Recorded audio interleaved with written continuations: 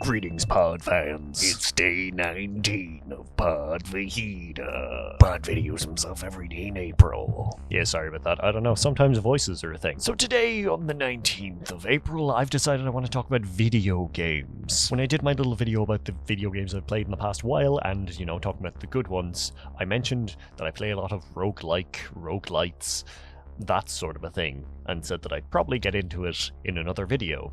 Welcome to the other video. So yeah, I've played quite a lot of roguelike, roguelites, Everspace, The Binding of Isaac, Blazing Beaks, Demon Crawl, Hades, Loop Hero Monster Train, Slay the Spire. I'm literally just reading off of my off of my Steam library.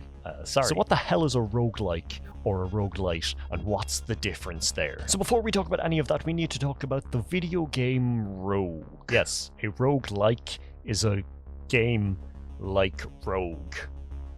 Yeah, so Rogue is a game that came out in 1980. It was an ASCII game, meaning it looked like this. So this was a video game that was made by some college students a very long time ago. The basic plot of it was you were a hero, and you had to go through a dungeon, and you had to do things, and if you died, you were dead. There was no checkpoints, there was no saves, nothing. You die, you're dead, and you start all over. And the dungeons, the rooms, were randomly generated. So every time you started the game, it was completely different. So there wasn't really, you know, if I go left here, that'll be the perfect way for me to get this and then do that. No, like, that wasn't it. It was about getting better yourself, learning the game more. And Rogue was a hit. It was shared around quite a bit, and a lot of people liked it and started making their own ones. Just reading the ones off of the Wikipedia page in the very first paragraph, we've got Hack, NetHack, Ancient Domains of Mystery, Moria, Angband, Tales of Maj Ayal, and Dungeon Crawl Stone Soup, which are all fairly old and stuck to the Rogue idea, which was you die, you start over, you don't gain anything from the previous one other than knowledge and skill. So the strangest thing that I find about this is in 2008, a bunch of people got together at, what was it called? The International Roguelike Development Conference held in Berlin. And they came up with some rules for what a roguelike was. And this was like scored, so you would get a higher score, like based on how close to these like ideals that they had decided on it was. So Linley's Dungeon Crawl and NetHack scored the highest. Yes, Rogue did not score the highest score.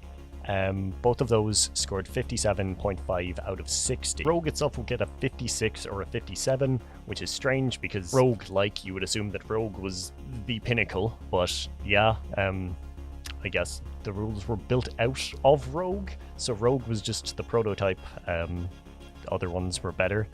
I don't think that there was one that ever got a full 60, which is very strange. I assume someone has just made one, but right now, looking it up, no. So what they needed was random environment generation, permadeath. It had to be turn-based, grid-based, non-modal. It had to have complexity.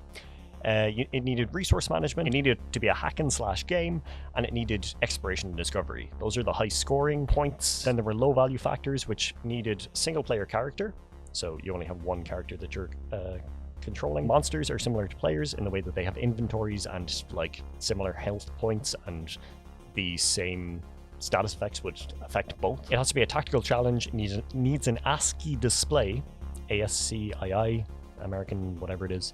It needs dungeons, so rooms and corridors, and it needs numbers. So yeah, it needs to be, you need to be shown hit points, strength, little details that do that. So that is what defines a roguelike. It's like a scoring system. And because of those rules that I just mentioned, that's why a lot of like things that you would think of a roguelike are actually roguelites, and also I don't care. So for example, Hades, like biggest rogue style game that's come out in a while.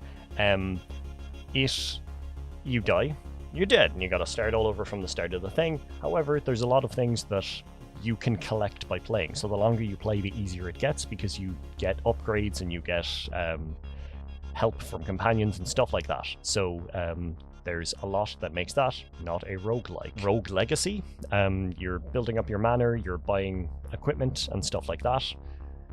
You're earning gold that is then used to help you in subsequent runs. Faster Than Light, technically you start over completely from the beginning with nothing new. However, you can unlock ships and stuff like that, so there is some kind of progression as you go on. Even Demon Crawl, which is one of my favorite just chuck on and play games, the Minesweeper roguelite thing.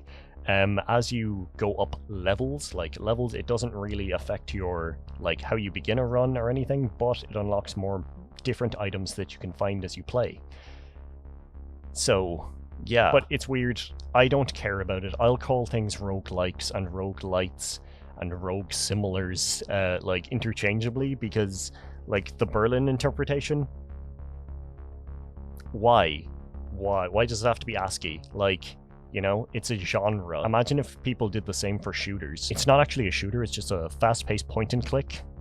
Ugh. It's ridiculous. And if anyone ever calls you out for calling something a roguelike, and they're like, it's actually a roguelite, ask them what it scored on the Berlin interpretation, and see them scramble. If they know, fucking hell, impressive. But yeah, it's some nerds back in 2008 made up a rule set so that it could be defined. Do people actually care? I don't think so. I'll call things what I want to call it, and people will understand, the internet exists. If I'm recommending you a game and I call it a roguelike, and then you just buy it based off of that, and you're like, oh, this was a roguelite, what an asshole. Read, look into it. Don't, who cares? But yeah, that's all for today. I just wanted to ramble about roguelites, and, the ridiculousness of calling people out on that. It's, who cares at all? Just calling it a roguelike, you should know, that that's kind of a game. If you want more information, ask the specific questions. Is there permadeath? Is there things that are brought forward? Enjoy games, call them what you want. I do have, I used it as a funny example earlier, but I really like calling things like CSGO just point-and-click adventures. You just have to click on the heads. That's all it is. It's just a point-and-click. Duh. Weirdos. But yeah, what is the thing that people, point out to you, nerdly? Similar to when you say roguelike and people are like, well, it's actually a roguelite, so, is there something like that? Because I know that there are people who just like correcting people, even when it doesn't matter at all. So yeah, do you know those things, has that happened recently? With, what are people telling you you're wrong about that you don't really care about? And what's the first video game you ever played? That's a tough one for me. I think it might have been Bomberman. I remember a neighbor had a Sega, and I just remember Bomberman. Other than that, it might have been Super Mario on the Game Boy, because I got Super Mario and Super Mario 2 for Christmas when I got my first Game Boy. Yeah, one of those. I'm not sure exactly. But yeah, that's as much as I remember. What was your first video game? First video game you played? But yes, that's all for today, and I'll talk to you all tomorrow. Ha ha ha. Excellent. Slán.